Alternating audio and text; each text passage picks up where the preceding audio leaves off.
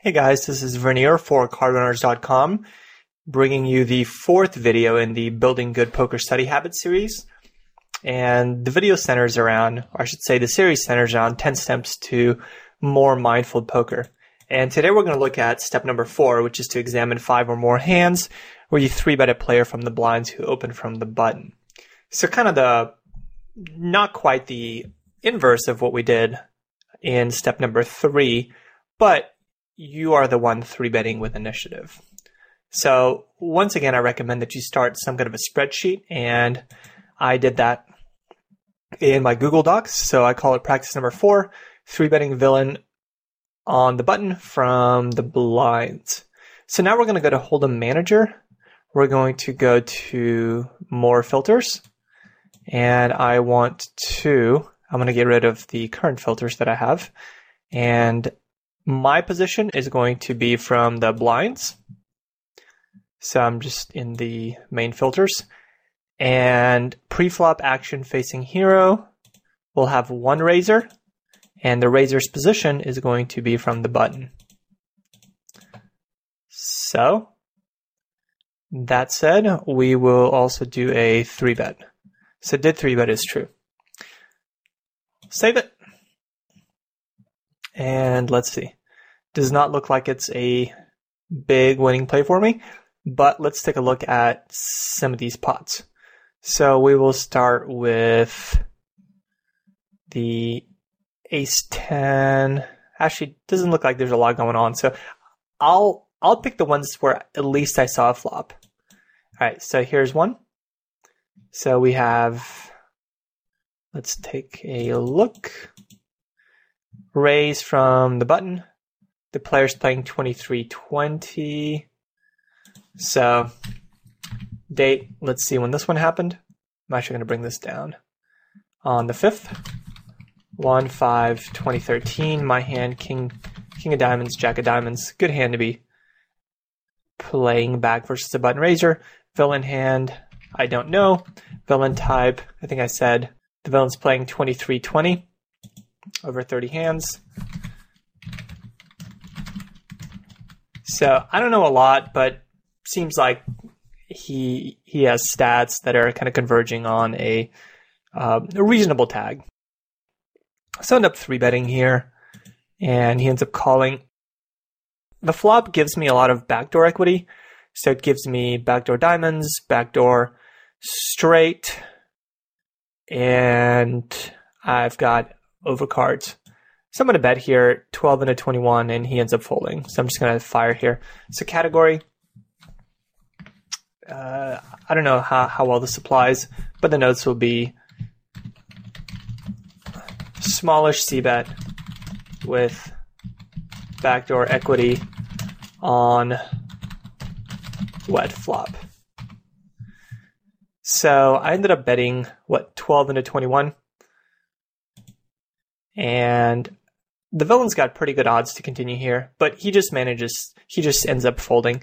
I think this is actually a pretty good flop for him to float, but I think if this 4 of diamonds was something like a spade and I don't have the diamonds, I don't know if I would fire this. I mean, this is not a very good flop for me without the diamonds, and even with the diamonds, it's not a great one.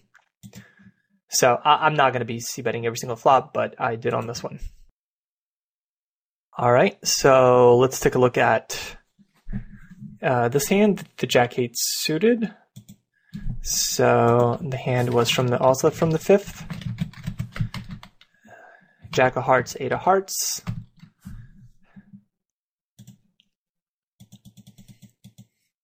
So villain ends up min-raising the button.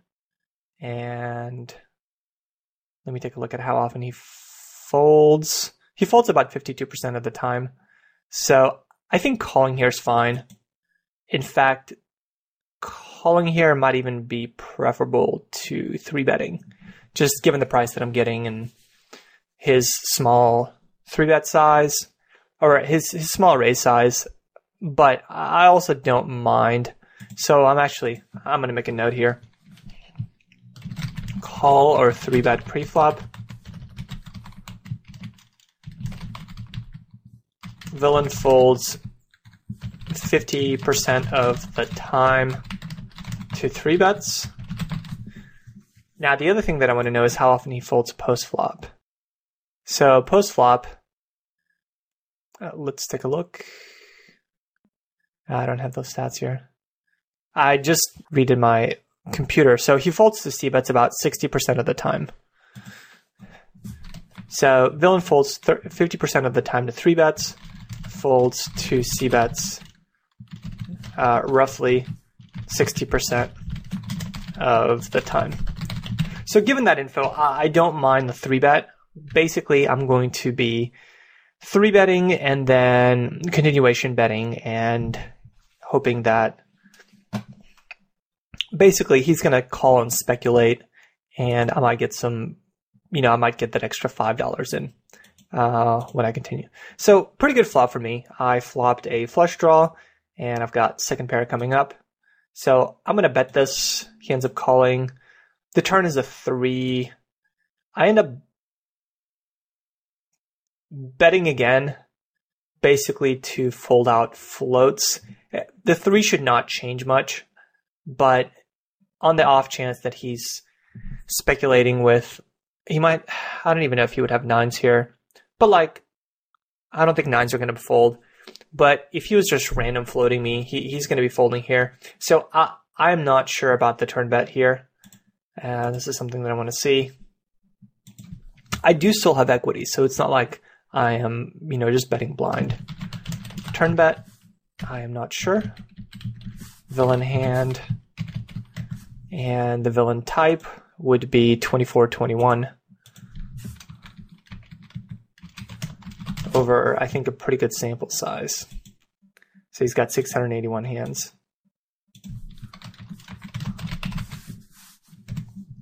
So if he floated me, he's probably going to fold here, and I'm getting a pretty good price on my bluff. So he does end up floating. He does end up folding. Looks like he didn't have anything. I do still have some equities, so but I'm certainly not sure on what, whether I should be betting this turn or not. This is something that I would want to go back to and check again later with friends or on the forum. And I think that's a big part of the process here is you're looking for, these specific situations, and as you're looking through these hands in kind of a, mindful, specific format, patterns emerge, and these are the kind of patterns that you want to examine later. But for now, I'm just making a note, and I'm going to come back to it. All right, so here's the next one, ace-king suited.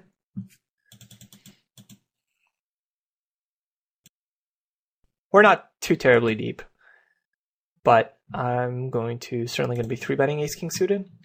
So this was also on the 5th.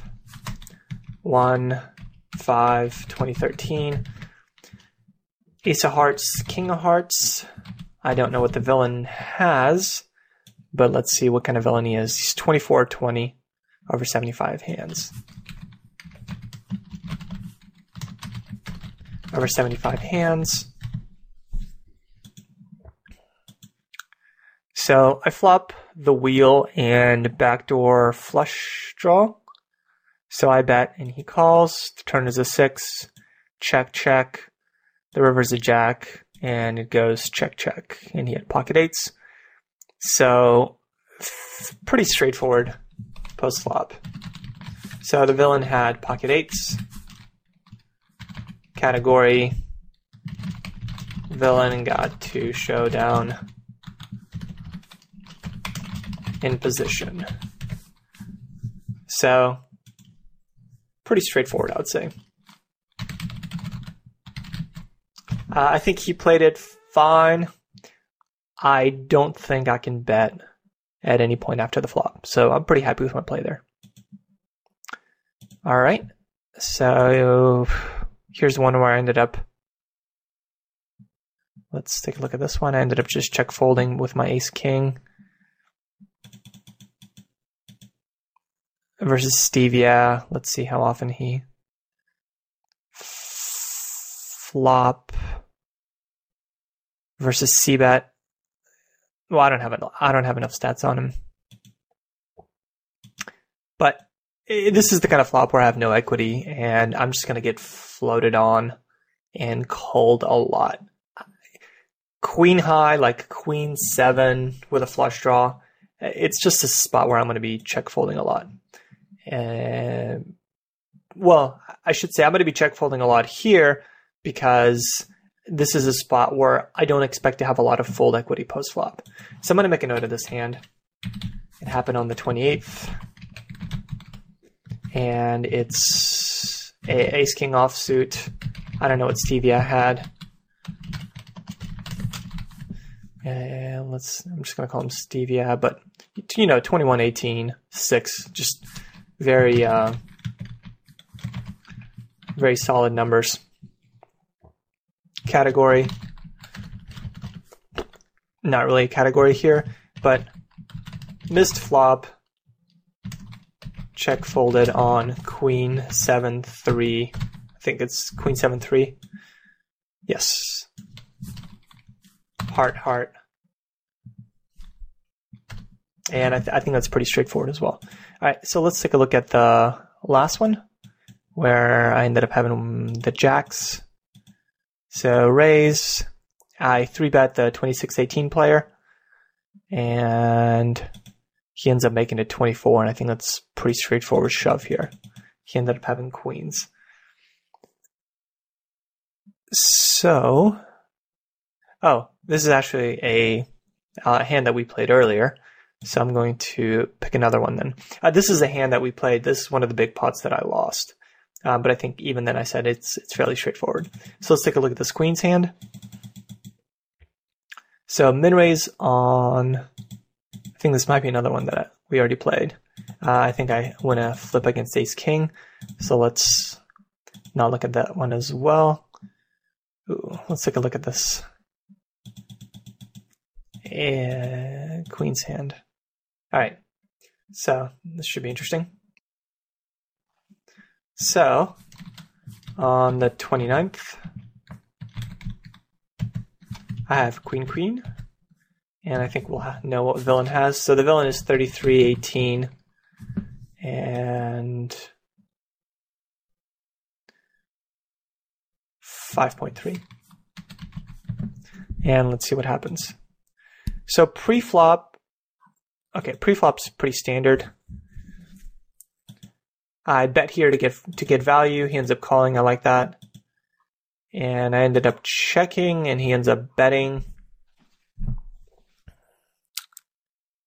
There's merit. I think there's actually merit in bet folding this turn. He could still peel with 8s and 9s, and he might even peel. I mean, he could certainly just peel with worse. So I think I would almost prefer.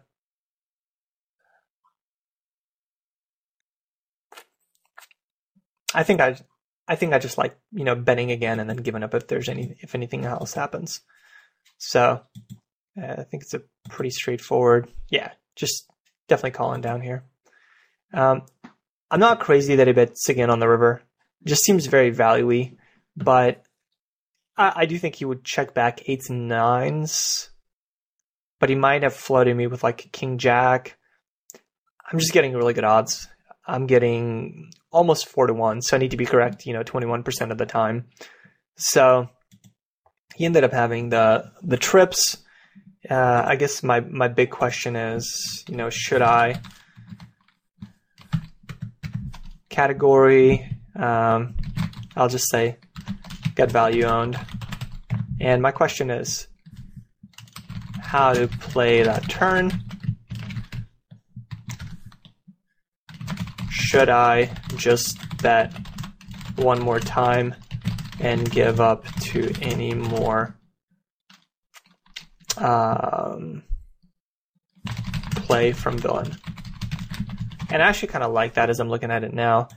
I think on that turn, I should just bet $20, and if he continues, I'm done. Because like I said, I do think I'll get value from worse. And it would have saved me. Yeah, it definitely would have saved me some money. So I do like betting about $20 on that river. So anyhow, I hope this process continues being useful to you guys. As you can see, patterns kind of emerge, and if things are going well, I would continue going here, but for the sake of the video, I'm going to just stop at this one. If you have any comments or questions, as always, please let me know. For cardrunners.com, this has been Vernier. Good luck at the tables, guys.